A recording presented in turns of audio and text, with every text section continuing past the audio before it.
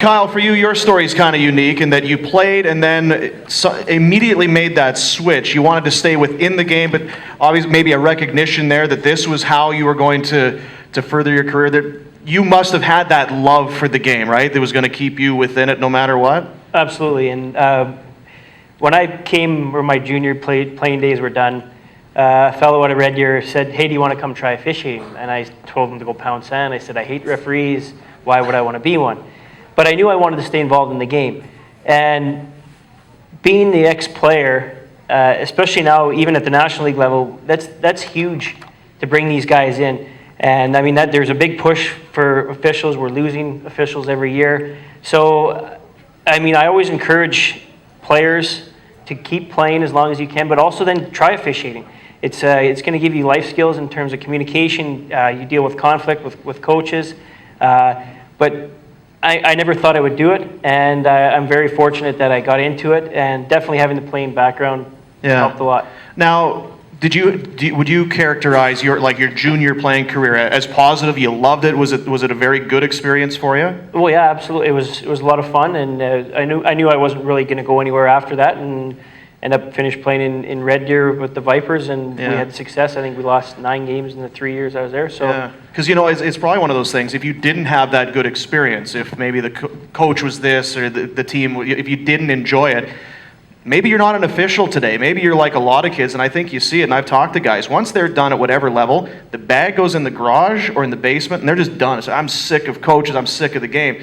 Because you had that good experience, you wanted to maintain your life within the game. Absolutely, it's so true. And another thing I want to just say, and Brian talked about it earlier with coaches and parents, I probably wouldn't be doing what I'm doing today if I hadn't started, or if I had started when I was young, because I see so many kids, they do it for 1 year and they're great at it, and then they quit because they get yelled at, they get screamed at. A quick story is being a Red Deer boy, I went back 1 year when I was with the National Hockey League, and I went to the rink. It was early in the morning, right before Christmas, and the kid was out there working a game by himself, and working his bag off, going up and down the ice, and there was a play, and I saw the one coach lit him up, and he went over there and he talked to the coach.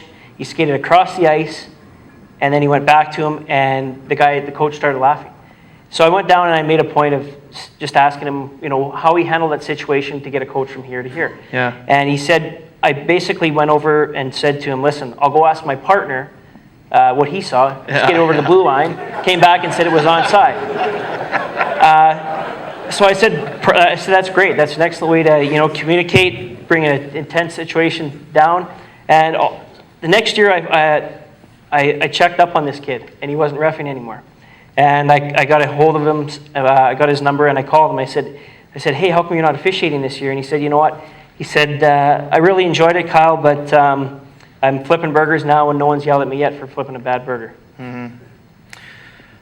I want to, whoever wants to jump in from a coaching standpoint, I had this come up this year, and I think the older you get, you would know, the parents in hockey dealing with the overbearing parent. And again, the more spring hockey and elevated levels there are, I think it just seems to get crazy. My kid was on a Div 4, I don't even remember, Div 4, Div 5, it's barely hockey.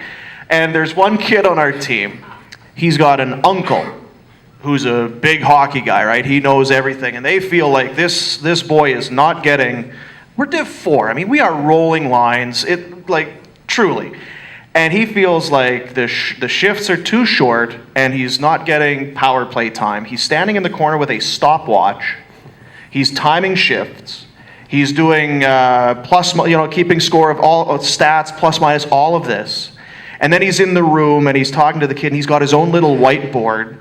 I mean, I'm ferocious. I'm not saying anything. I'm staying out of the ring. I want to fly off at this guy. But I can't say. How do you handle? What do you do? What have you done to try and diffuse parents? Obviously, they shouldn't be in the room, but I mean, experiences with parents, because I really feel like that's, like you said, Brian, you can't talk to them after X amount after the game and that. I just feel like that's why God invented 12-gauge shotguns.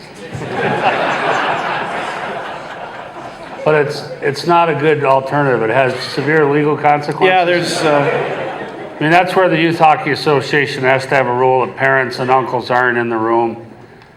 You know, unless they're so little, you gotta help them tie their skates. Why are you in there anyway? And we had, when I coached my son, there's no parents in the rooms. They couldn't carry their bags. That's a big thing now. The parents carry their bags. The kid's old enough to play hockey. He's old enough to carry his goddamn bag. Put the bags down, sit down, start getting ready for practice. Parents wait outside, have coffee. They're never allowed in the room, never allowed in after. At first practice we had, I made the kids go outside and I brought all the parents in. I said, all right, we're gonna go over the rules. If you don't like them, get your kid on a different team. We're gonna roll lines. You can't call me and complain about power play time. I'm not gonna take the call. We're gonna try to win in the last 3 minutes. We're gonna play the best players. Your kid's gonna practice hard. We're gonna do split ice practices every day. Your kid will be way better. We're gonna have an academic component to this where they have to show that their grades are. We had a great year. All the kids got better. The parents had fun. No problem. They weren't allowed